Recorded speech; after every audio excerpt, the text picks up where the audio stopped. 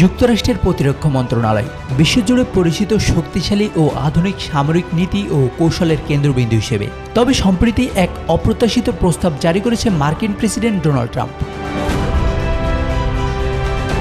প্রতিরক্ষা মন্ত্রণালয়ের নাম আবার ফিরিয়ে আনা হোক ডিপার্টমেন্ট অফ ওয়ার, অর্থাৎ যুদ্ধ মন্ত্রণালয়।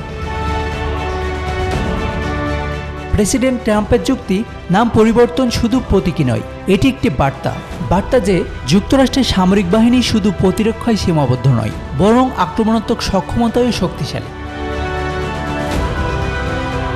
ট্রাম্পের ভাষায় ডিপার্টমেন্ট অফ ওয়ার আরও শক্তিশালী শোনায় এবং যুদ্ধে জয় নিশ্চিত করার ইতিহাস স্মরণ করায়। ট্রাম্প ও তার প্রশাসন এমনভাবে সামরিক বাহিনীকে পুনঃসংগঠিত করতে চাইছেন যাতে আক্রমণাত্মক শক্তির দিকে বেশি মনোযোগ দেওয়া যায়। এরই অংশ হিসেবে তারা শীর্ষ সামরিক নেতৃত্বের মধ্যে পরিবর্তন এনেছেন, যাদের অনেকেই আগে তারা এই নীতির সঙ্গে দ্বিমত পোষণ করেছিলেন। তবে নাম পরিবর্তন সহজ নয়। সরকারের সবচেয়ে বড় এই দপ্তরের নাম পরিবর্তনের জন্য কংগ্রেসের অনুমোদন প্রয়োজন। তবুও হোয়াইট হাউস বিকল্প পথ খুঁজছে যাতে এই উদ্যোগ কার্যকর করা যায়। ফ্লোরিডার রিপাবলিকান প্রতিনিধি গ্রেগ স্টুপ বার্ষিক প্রতিরক্ষা নীতিমালা বিলের একটি সংশোধনী দাখিল করেছেন, যা দেখায় কংগ্রেসের কিছু অংশেও এই ধারণার প্রতি সমর্থন রয়েছে।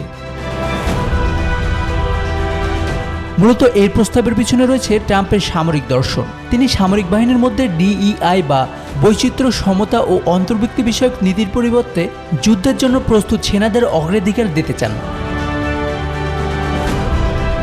হোয়াইট হাউসের মুখপাত্র আনা কেলি বলেন, আমাদের সামরিক বাহিনী শুধু প্রতিরক্ষায় নয়, আক্রমণাত্মক সক্ষমতার দিকেও মনোযোগী হওয়া উচিত।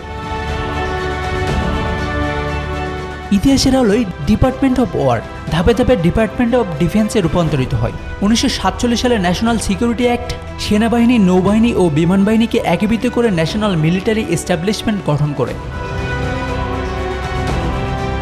পরবর্তী 1949 সালের আইনের সংশোধনের মাধ্যমে আনুষ্ঠানিকভাবে ডিপার্টমেন্ট অফ ডিফেন্স নাম চালু হয়। সে সময় এটিকে আধুনিক প্রতিরক্ষা নীতির সঙ্গে সামঞ্জস্যপূর্ণ করা হয়েছিল। সমালোচকরা বলছেন এটি ইতিহাসের পুনর্জাগরণ এবং প্রাচীন যুদ্ধ মনোভাবের পুনঃপ্রবর্তন। অন্যদিকে ট্রাম্পের সমর্থকরা মনে করেন এটি যুক্তরাষ্ট্রের সামরিক বাহিনীর শক্তিশালী ও আক্রমণাত্মক ভাবমূর্তিকে ফিরিয়ে আনার একটি পদক্ষেপ।